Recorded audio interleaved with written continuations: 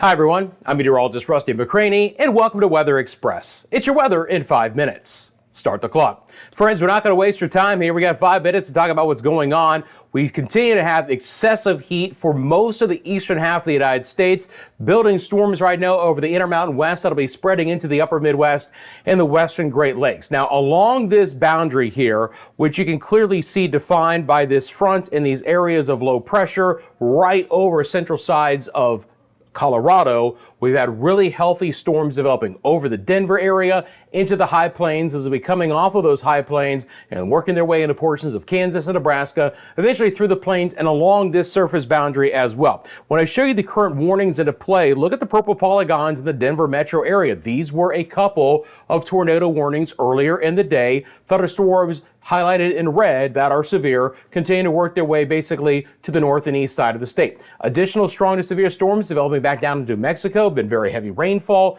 Albuquerque up towards Santa Fe. We'll see additional storms in eastern sides of Wyoming, and then all of this will spread through the northern side of the plains and into the western Great Lakes, where we're already picking up a secondary area of severe storms back into the Detroit area, southern sides of Michigan in general, and again, Chicagoland area, northern Illinois, northern Indiana, all susceptible for more severe storms later today. The risk of severe storms overall is still going to be highest in the high plains and then into portions of the western plains, so Wyoming, Colorado, portions of South Dakota, Nebraska, and into the far northwest sides of Kansas. Still generalized thunderstorms in the southern plains, and then again that risk extends all the way through the Ohio River Valley and into the northeast, where we have additional strong to severe storms at the hour there. Storms are developing on the northern side of New York through portions of Vermont and New Hampshire. And by the way, of course, the heat is the other huge story. We hit basically 100 degrees today or higher in New York City, Philadelphia, towards DC, Boston hit the triple digits. These are actual air temperatures for you guys. Feels like numbers or the heat indices are up to 110 in a couple of spots, including Newark and the Long Island area. Excessive heat. Manchester, Rutland got up to 108 for a feels like temperature before the showers and storms came through. So the heat has been extremely impressive here. Back down to the southeast as well, where we continue to have a few scattered showers and storms developing here, a few storms along the coastline of Louisiana and into Texas. Now, the opportunity for excessive rainfall is going to continue to be in the areas that I've already mentioned with the best opportunity for storms.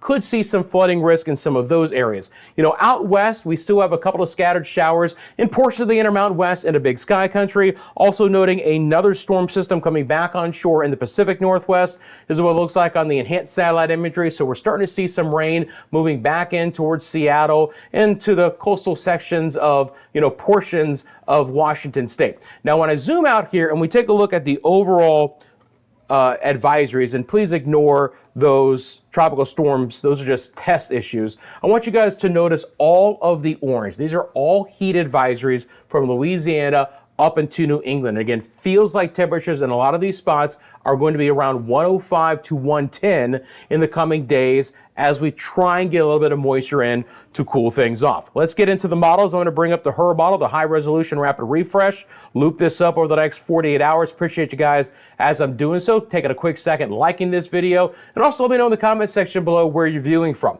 So the first batch of storms pushes north and east, and that's going to be the general trend for both today and for Wednesday as well. For these storms develop off the high plains, mainly impact Nebraska, the Dakotas, Iowa, portions of Minnesota, into Wisconsin and the UP of Michigan as well. Some of them, sorry about that, went a little bit too far. Some of them will skirt and kind of come back around with what we call a backdoor cold front into the northeast. So we'll get some cooling showers for Syracuse and Albany and Vermont and New Hampshire and Maine, even Boston, Massachusetts, Rhode Island, Connecticut, Hartford. You guys are going to get some scattered showers to cool things off in the coming days as well. Additional stronger storms are likely back down to New Mexico as well. When we look at the risk for storms for your Wednesday, no slight risk area as of now here, but we are going to see a better chance for some severe storms again, ignoring that tropical icon back into the southeast. This is the best chance for storms